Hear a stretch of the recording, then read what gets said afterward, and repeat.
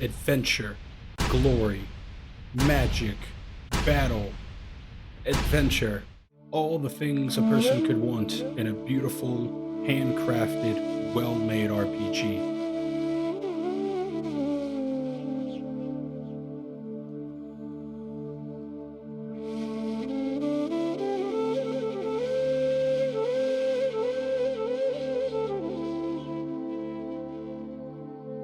Hello everyone, today we're going to be playing Outward Definitive Edition. I, for one, have been looking forward to playing this game and showing it to you guys. I have played it numerous times before. I have countless playthroughs under my belt. But for now, we're going to get started with a brand new playthrough. I do have a bunch of mods installed from when I would just play casually on my own. I didn't feel like deleting them and then having to reinstall them later. So we're just going to deal with them. I will tell you what is a mod and what isn't as they appear. But for now, let's get started. So we're going to go with one player and normal because I don't have the courage to have to restart my game. And now I'm going to cut in the editing so you don't hear me typing away on my keyboard, but I'll come back once the name has been set in.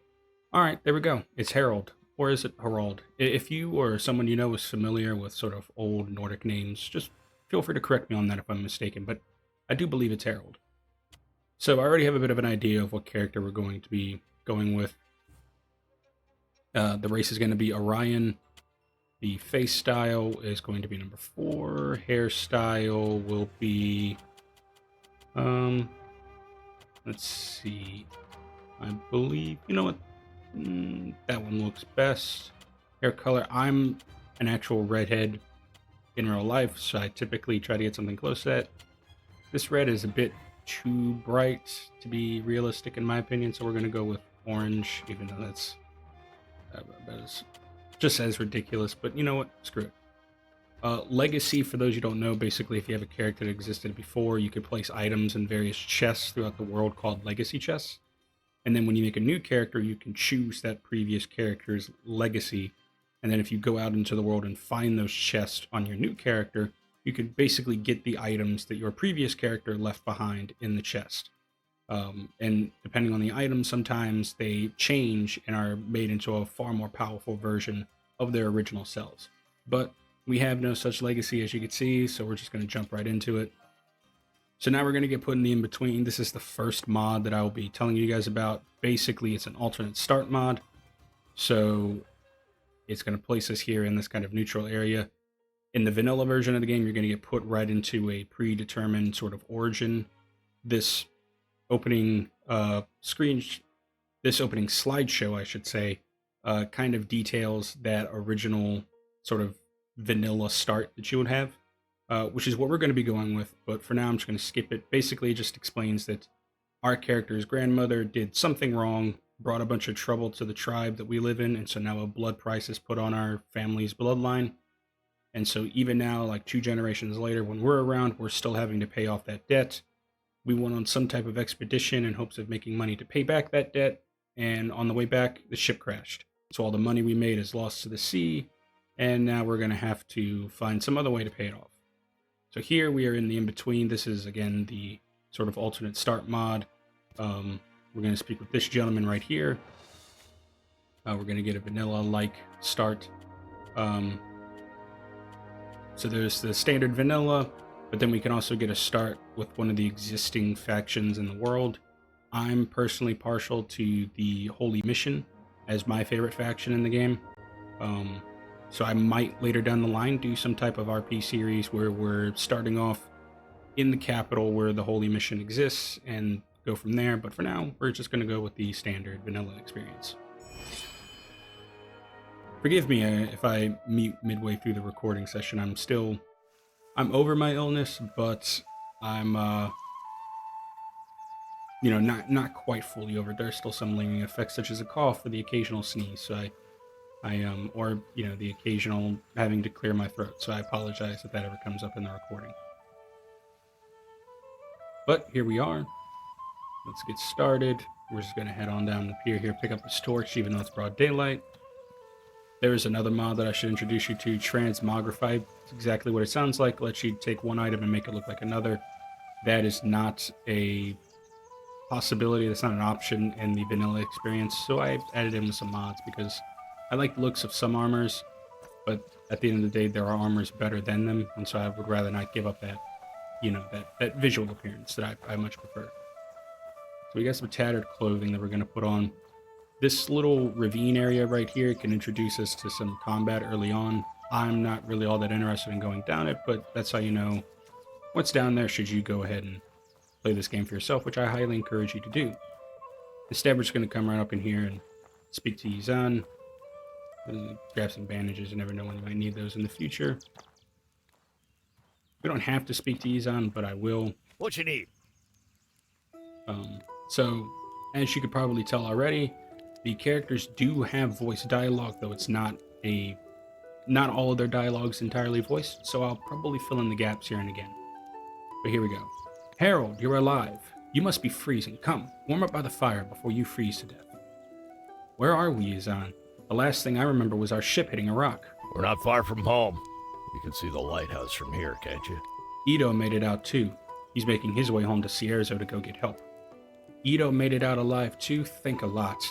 He's a Kazite. He was born on a ship. This probably isn't the first time he's had to survive a shipwreck. Go ahead and sleep in one of the extra bedrolls. I laid out, and I'll keep watch for Ito and the rescuers. Alright then, Yizan. Although we're going to go ahead and search this container. We got some bread. Alrighty then. We're going to hop into this bedroll right here. Okay, now we're going to hop... Okay, yep, now we're going to hop into the improvised bedroll. There we go. We'll sleep for 1 hour. Good. It's a good amount of time to get some sleep. So I feel like this is the developers giving us sort of an early introduction to defeat scenarios in a very, I won't say scripted way, but a very well-placed way that isn't too oppressive on the gameplay. Effectively, should your health drop to 0, you'll be given a defeat scenario in the standard, non-hardcore, just normal game mode. This usually results in you like being saved by some type of third party or what have you. Maybe you get lucky, whatever. In hardcore mode, that's still possible, but now with the added hardcore mode traits, if you would, there is a 20% chance that your character will die in a defeat scenario. And should that happen, you have to start your playthrough all over again, which is why I'm not playing this in hardcore mode right now. Maybe in the future I will, who knows. But unconsciousness comes quickly, and you dream of being ensnared in something. With a yelp, you jump out of your bed. Relief floods you as you recognize where you are. You are back in your old bed at home, the lighthouse in Cierzo. Yizan must have brought you back to your family's lighthouse. Only your aching body tells you that the shipwreck you suffered was not a nightmare. I'm going to skip through. Yeah, I always wondered, did Yizan just like toss you onto the floor? But I guess I never really cared to read that slide. But now we know we were in bed, but we kind of fell out of it because of the nightmare. Alright, so let's go ahead and take off these. Put on some worker boots. There we go. Now we got some clothing to work with.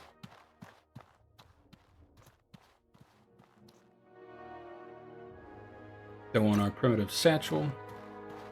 I'm just going to throw some of this junk into the chest here because we don't really need it. It's just a waste of space in my opinion. I want to leave some of this food lying around. We don't really need it for the journey. Food and water does have an impact on gameplay, but not as much as you might think. Alright, so let's see what's going on. Rise and shine, Trog spawn. You think you can nip off for 4 months and not pay what you owe the tribe? A blood price is sacred. You can't just shrug off that responsibility. For as long as you did. If I don't see the money from you by the time I count to 10, you'll regret you ever came home! I just woke up from a shipwreck. Have a heart, will you? Yeah, you were on that ship too, weren't you? How many lives must your family be responsible for destroying before enough is enough? I lost my daughter on that voyage. Stop this right now. You're being unreasonable. Don't make this violent. If you can't make the payments you missed, we will seize your home! That ought to cover the 4 months of ignoring your duty to the tribe. Either pay up or get out of our way. Enough of this! 12 people are dead. Stop this shameful behavior at once! This is a time for the tribe to come together and mourn our lost loved ones. not to demand payment from a survivor. To threaten someone like this while the lost lives are still fresh is an insult to their memory. Harold is a victim of that shipwreck too. Under the laws of the Blue Chamber Collective, I have declared a period of mourning. You understand what that means, don't you? But, Chamber Lady Aberdeen. Harold has clearly been... I said that is enough! If you want to resume discussions after the mourning period, feel free. But until then, your concern should be for those whose lives were lost in the wreck. Oliel, see these people off, would you? You heard, Mother. Away with you, or I will personally see to it that you get double shifts of guard duty. This month. Leave Harold be. All right. I'm sorry that was the first thing you woke up to. Please forgive them. Many of them have lost family and are not thinking straight. I keep forgetting what is and isn't recorded dialogue. I can't believe they want to seize my home. Can't you do something? If I could do more, I would. The most I can do for you is declare a mourning period and buy you a little time. If you do not pay off those 4 months of missed payments on your own, the tribe would have my head. For 5 days, no one in the tribe can ask you for what you owe. That gives you a few days to pay back the money. Either gather the money or earn a tribal favor, and they won't be able to touch you. That's what we're going for. Once you can make the payment, come see me. Please find a way to make it work. Harold, the last thing I want to do is take your lighthouse away. That does seem like your most effective option, dangerous as it is. I doubt you'd be able to gather that much in such a short time by staying in Cierzo. Never forget, no one is an orphan in Cierzo. Do not hesitate to ask the rest of the tribe for survival advice. If you can do a great deed for someone in Cierzo, we will owe you a tribal favor. Which I will accept as a substitute for your payments. Once you're ready to leave Cierzo, speak with Burak, the gate warden. He will judge whether or not you are prepared to face the outside world. Remember, you only have a few days. May your ancestors watch over you. Alrighty then. I guess we're gonna have to go outside then.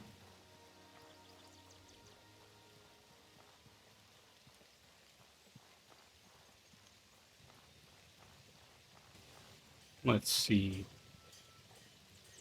Well, if we're gonna go outside, she did say to speak with Burak at the gate, which is down this way. So yeah, the art style of Outward is very interesting. See a shipwreck out there in the distance. I mean, I kind of dig it. You know, Cierzo is a pretty nice looking place. I mean, the graphics are nothing to write home about in general. You know, especially compared to a lot of modern AAA titles. But this isn't a modern AAA title. It's modern, but it's an indie game, and I respect that. There's just something about this. There's a lot of passion to it. You could tell as small scale as the game is, and as, I guess, I don't know. What's the term I could look for? As simple as it comes across compared to, again, modern AAA titles.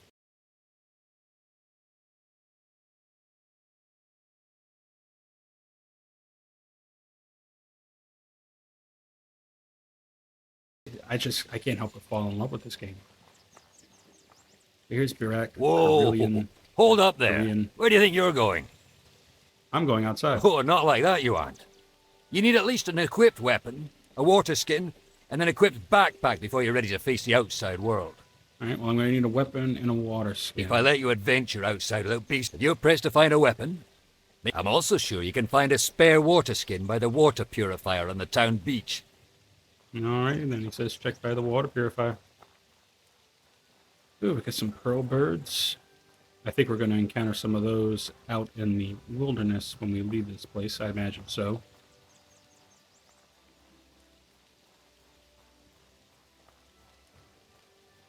Got our water skin.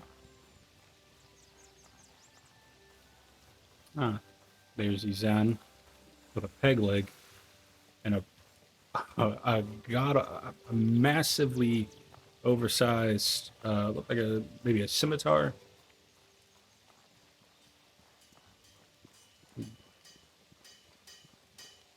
He's Rufus. Blessings of Alat upon you. You're a priest of Alat, right? What can you tell me about him? As a human, he was far from perfect. He was supposedly brash and full of himself in his younger years, but he strove to improve himself day by day, and founded the tribe without named, governed by the 3 pillars the holy mission still follows. Then came the Scourge. Elatz, being a master of magic, sacrificed his very humanity and became living thought, guiding us to the uneasy stalemate we've known for most of this century. The 5 winds we once prayed to were temperamental and unreliable. Elat, however, I've had the honor of speaking with him. He is very real. Having a god that was once mortal is comforting. He remembers what it was like to wear flesh like we do. Oh, I learned the meditate skill. I believe that is also from a mod. But still, I welcome it. Rufus himself, though, is not from a mod. If I'm not mistaken, Rufus is recruiting another character we've encountered. But we'll come to that when the time comes. I'll explain more later. I don't want to jump too far ahead of myself. Weapon. Yes, that's right, weapon. What do we have in terms of money? 27 silvers. Should be enough to buy us at least something. Loud hammer. What can I do for you? I want to buy something. All right. Let's see. I'm partial to maces, but maybe later. I think we'll go with maybe an iron sword. Axes are pretty good in this game. Swords are too. Axes are very good.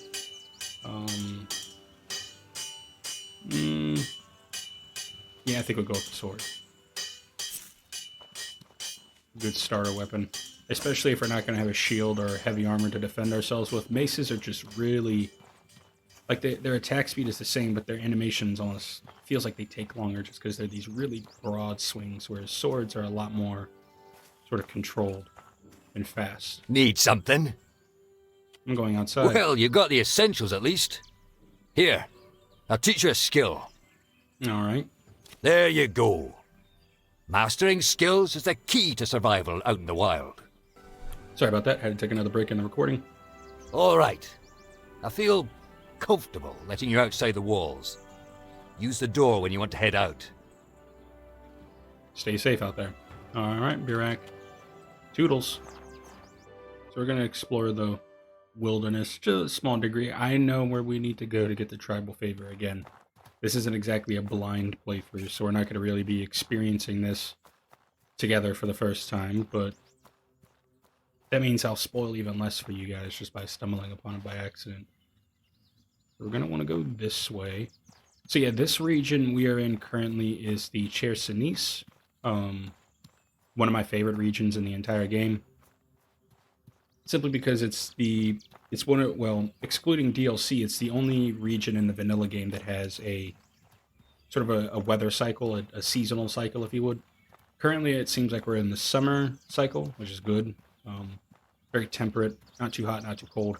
But then winter could come along and it'll start to snow here, and we'll have to deal with cold weather effects, which I look forward to. I think there's going to be some hyenas over this hill. Yep, 2 of them. And I don't think we could win that fight, to be honest with you, not with what we have. So one of the important things to remember about Outward is that you're not special. You're just a guy in this world. You can absolutely become special especially as you progress through the game. But especially now when you first start off, like, you are just some goober with a rusty iron sword, and the game is going to treat you like one. And if you're not careful, if you get in over your head, you're kind of screwed in this game. You do have to be very, very careful. And sometimes the best thing you could do is to just run away. And these butterflies. The butterflies are meant to signify something.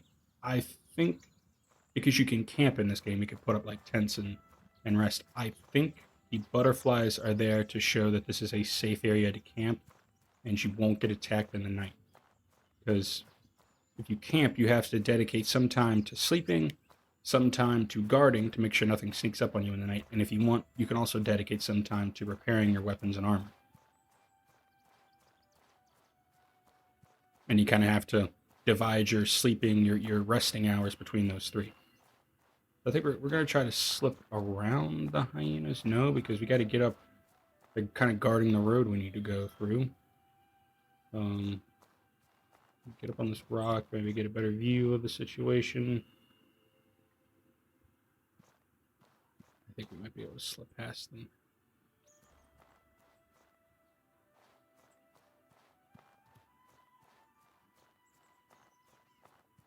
We just kind of skirt along this edge here.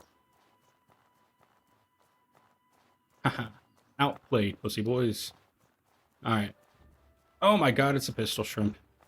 They're supposed to be on the beach. What is it doing here? Oh god. I got it. Be ready to dodge that. Yep. Okay. Ooh, oh my god.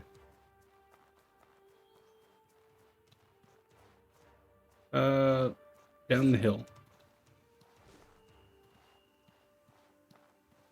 Oh my god, there's another one. Okay, the guy we're looking for is along the beach. I think he's right over here. I think he's Reese's cousin or son or some shit. No, he'd be a cousin. He has the same last name. We'll just say it like that. I can't move. A pistol shrimp got me. I think it tore a hole in my gut. Jesus Christ, man. Why?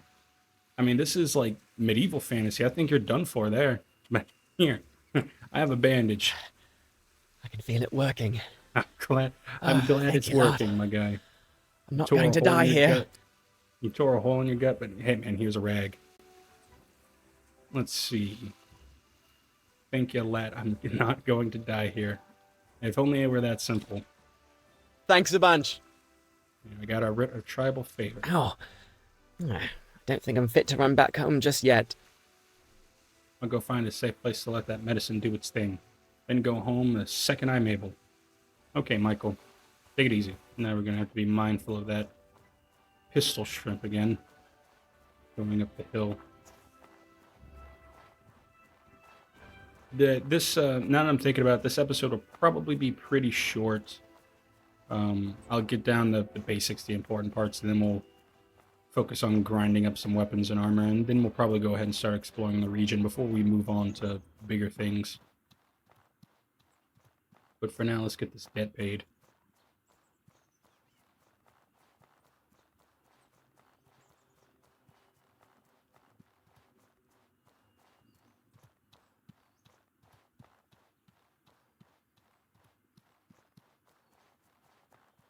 Now, where are those hyenas? There they are. Perfectly right where I would rather they not be. Just perfectly well placed in the way. You might have to just run past them. A good adventurer, a true hero knows when to just run away.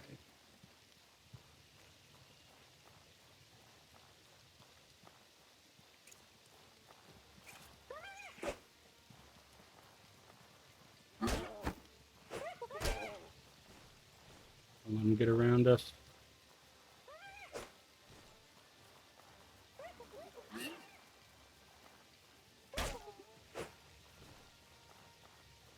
Try to keep them in our sights.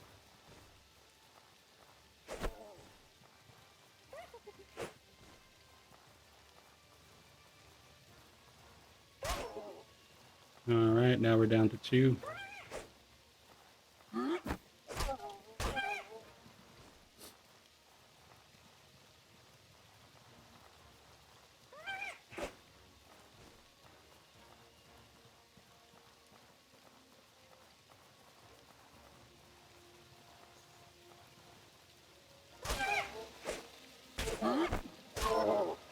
All right. Not our finest work, I'll say that, but it does the trick. Get those bandages. Oh, no, we're out of bandages. That's right, I gave the one I had to Michael. To clear that hole in this. I'm still shook, but it was as simple as that. A hole in his gut. You know, I'm still stuck on that. I mean, like, why didn't he just rip off a piece of his clothing? Never mind. I'm not gonna dig. Not gonna dig. We're back in Cierzo. We've got our tribal favor. We're alive. Let's just get this debt paid off. Oh. Pardon me 1 second.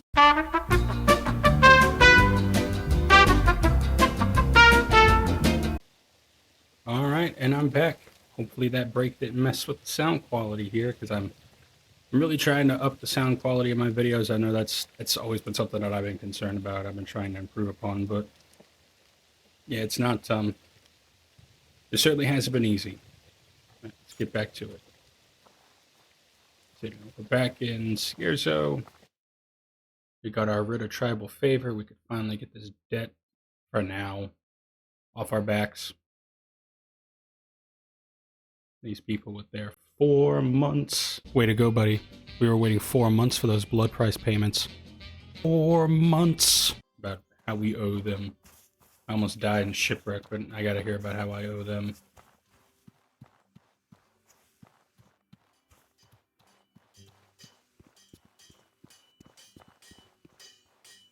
Ah, that's right. Rissa wants the money.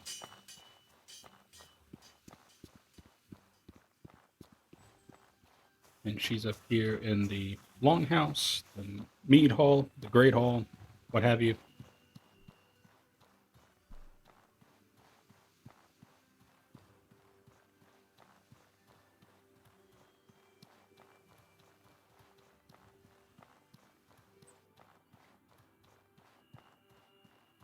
But even I turned it down so that you'd be able to hear me better. But even the music in this game is pretty stellar.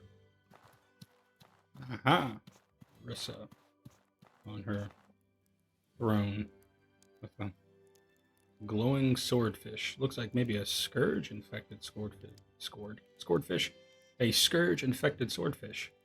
Greetings. How go your efforts? I want to talk about my blood price. You have a way to make that payment. Show me. I earned a tribal favor. And on time, too. I'm impressed. Yeah, it only took me about 5 minutes. You've proven that you can be an excellent asset to the tribe when you put your mind to it. Or when I'll be put out on the street made homeless if I don't. Well done. Cierzo thanks you for your great deed. Yeah, sure. Oliel and Izan are leaving Cierzo. I'm sure you guys are very thankful. What do you mean they're leaving? What's going on? Oliel is leaving to go join the holy mission of Elat. Nothing I could say would convince her to stay. Good. It's about time you let her go. Yeah. You ever tried not being such a bitch? And Izan, why is he leaving? He can't be ready for another expedition already. A blood price has been declared upon his bloodline. Blood prices for everyone. You get a blood price. You get a blood price. I want all the blood prices. What? How can you be so sure?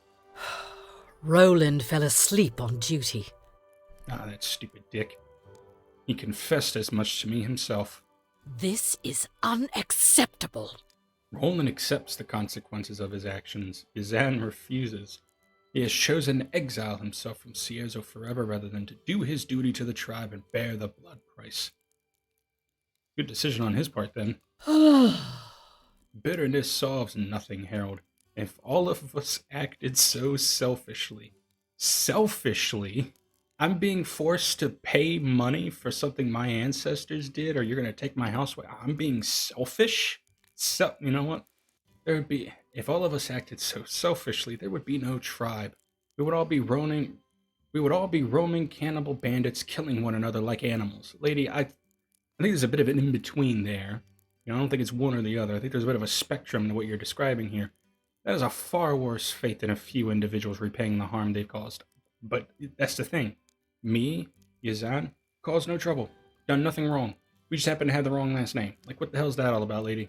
I think developers kind of want you to hate this, like, tribal blood price system stuff, because they're very... At least the NPCs are very, like... They're dicks when it comes to it, is what I'm trying to say. Like, they really are trying Come to back make you once not you've said like your it. goodbyes to them. I mean, and it's not like that's a hard thing to do. It's a flawed system in and of itself. This idea of like generational debt and generational sort of burdens.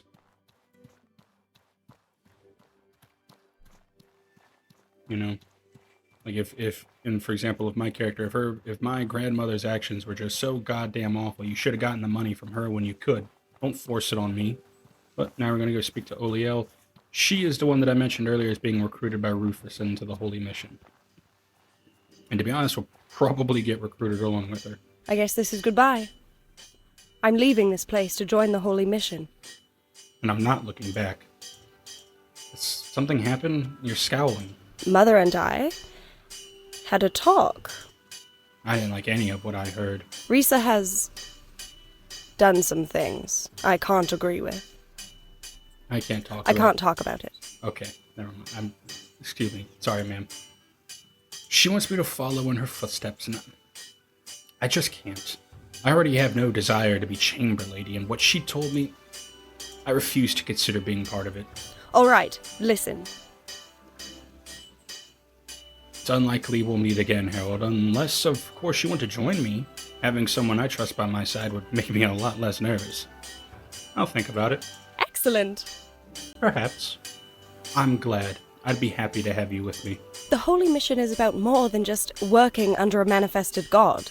The Holy Mission is about more than working for a god or fighting the scourge. It's also about helping everyone, regardless of tribe or family. Have discipline and mastery over yourself. And third, always seek to improve yourself so you can better help others to improve and help one another. It's a good set of values to live by. In fact, if you join the Holy Mission and give up your bloodline, you'd be free from ever making payments on your blood price as well. It's the ideal clean slate. If you do want to join us, meet me in Monsoon, in the Hallowed Marsh. The road you need to take to reach the marsh is in the east of the Chersonese. Once in the marsh, follow the Pilgrim Road. The trail of sun pillars towards the ray of light that flies over Monsoon. And we're going to speak to Yazan. Big scimitar, big scimitar. I take it you've heard the news? Come to see your old pal off? I've Sure got thing. one little fishing barge to my name, and by a lad, I'm gonna use it. I'm leaving for the heroic kingdom of Levant, never to darken the stain of a city ever again. The heroic kingdom believes in chasing progress to create a better world. The heroic kingdom doesn't buy into the idea that we should only focus on survival. They believe in pushing progress to create an even better society. All right, listen up. It's a place where you could do what you were meant to do without having to answer to oppressive tribal laws and the misdeeds of your ancestors. You succeed or fail on your own merits, no one else's. Good choice. Go chase your own dreams, Suzanne. That I will. I will chase the Levantine dream and make it my own. I'll take any risk over being trapped here by my brother's idiocy. I take it you're not going to forgive your brother, are you? Not in 1,000 years. Roland had one job. Keep the lighthouse lit. And he couldn't even manage that. This was preventable, damn it. Well, that's just wonderful. This is the last time I let his foolishness and clumsiness hurt me. He can go feed a hyena with his own hide for all I care. I'm done with him. Now and forever. I'm going to miss you, Yizan. Wind be at your back. Likewise, my friend. I hope we meet again under better circumstances. Wind be at your back. If you plan to make the journey to Levant completely on foot, be prepared for a long, long journey. You'll have to leave the Chersonese by going southeast, and then travel through the entire Enmakar forest, and then finally south through the Abrasar Desert itself. If you have the courage to face the Abrasar Desert, I'll be waiting for you. Come to the heroic kingdom of Levant. Perhaps. Okay, now I guess we go speak to Rissa.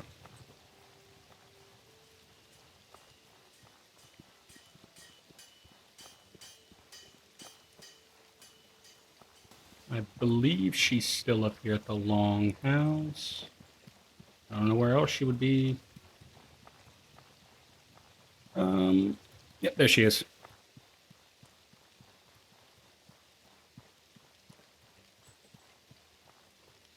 There you are. Urgent news just came in. I must be off immediately. I don't know when I'll be able to return. Why? What happened? This is troubling.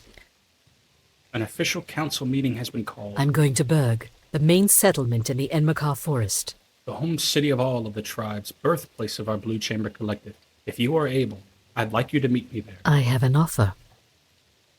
I I will pay off the rest of your blood price and adopt you into the Aberdeen bloodline. Your name would be cleared and your burden lifted forever. My blood price is still worth thousands of silvers. Where is this coming from? It's complicated. With Oliel abandoning the family, I need someone that I can rely on.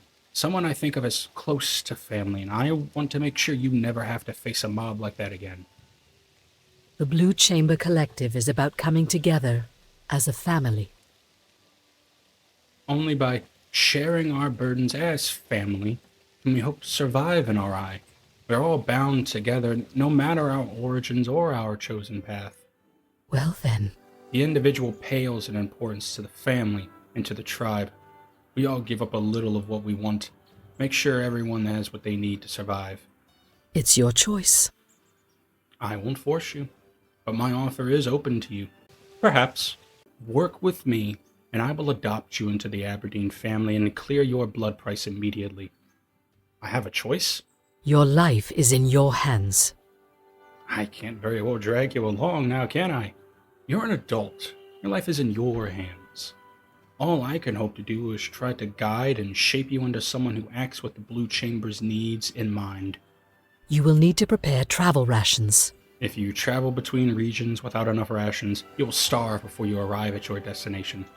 Well then, Here, I have some travel rations to spare. If you need more, the stores in Cierzo sell some. Or you can craft your own with some salt and most types of food. listen well. If you wish to commit to the protection of the Blue Chamber Collective, meet me there. Take the road to the southeast of the Chersonese. Alrighty then, we got our travel rations. Was there anything else? No. Yeah, I think I'm going to call it here, folks. This will probably be a very short episode, especially once I get done editing, but I'm looking forward to the next one. I think this is a good dry run for the series to see how things go, and you know, we'll pick up from there.